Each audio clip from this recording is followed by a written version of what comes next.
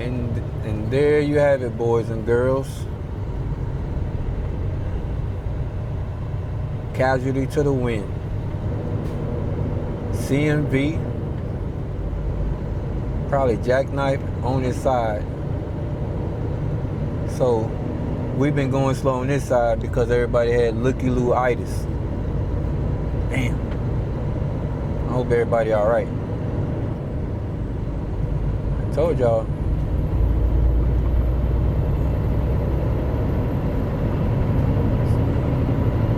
Trucker life. You got to be prepared for anything.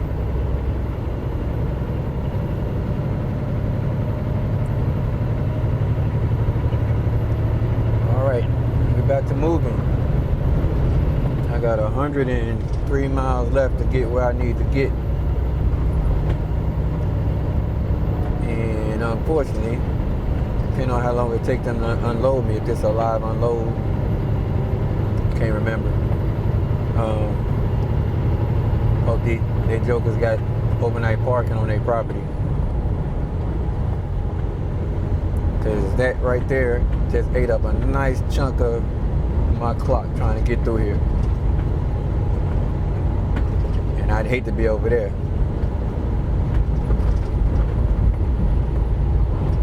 And then rest areas, truck rest area is going to be crazy as hell tonight. Like with all these guys, depending on what they clocks look like,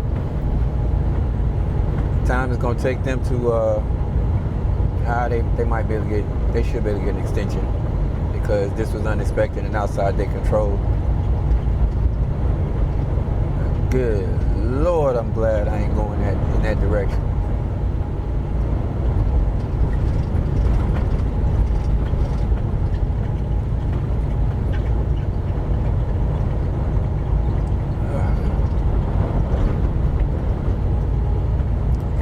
As we rolling, so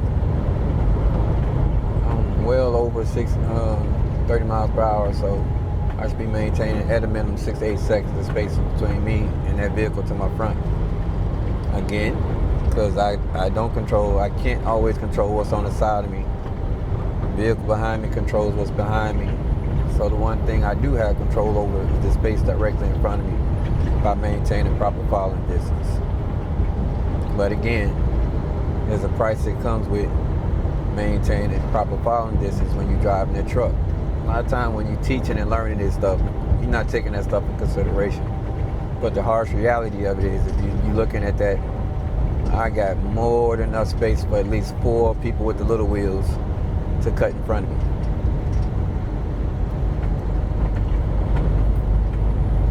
And 9 times they will. You can see the leaves and debris. Hope you can kind of appreciate or get an idea just like how strong the wind is. Like I said, I'm rolling with about 50,000 pounds, and I've had a couple of good gusts and wind shears to like kind of move me off my square. Where if you could see my hands right now, you would see me driving at 9 and 3. Using a relaxed grip, being in total control of my vehicle.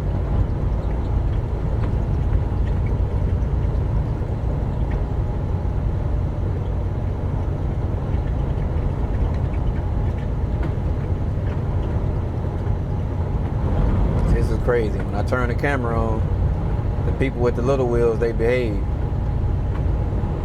Who's gonna be my huckleberry?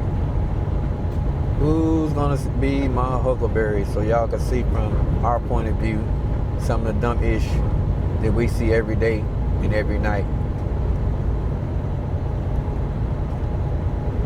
Look at that.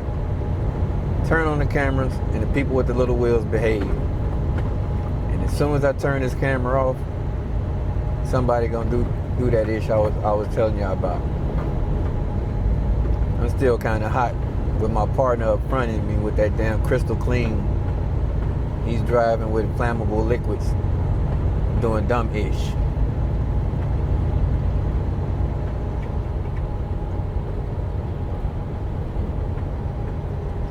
God damn.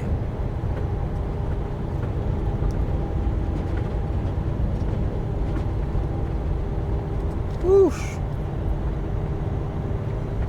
That backup is from where we saw that truck on his side. We gotta be like approaching 4 miles. That's a 4 or 5 mile pile up. There go one.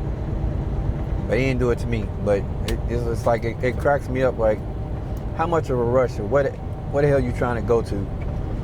That you driving with that much disregard, not just for your safety, but for other people's safety. And that dude that's driving that car probably don't see shit wrong with what he just did.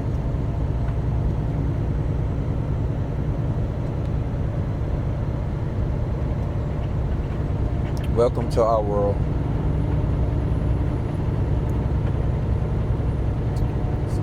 You know, when you drive this truck, your head definitely got to be on a swivel, using what we call mirror discipline. You know what I'm saying? So you can check.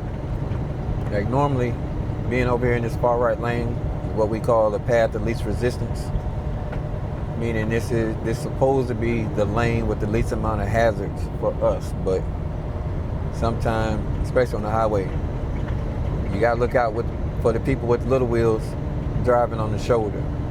So as much as I check my left mirror, you gotta check the right too to make sure ain't nobody doing no dumb ish. The last thing you want to do is have somebody startle you and you be the next joker with your truck on his side across the highway.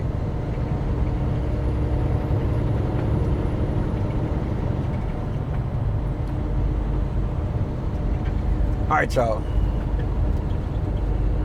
I came back because I wanted to show y'all, you know, not highlight nobody, you know, just how life of a trucker.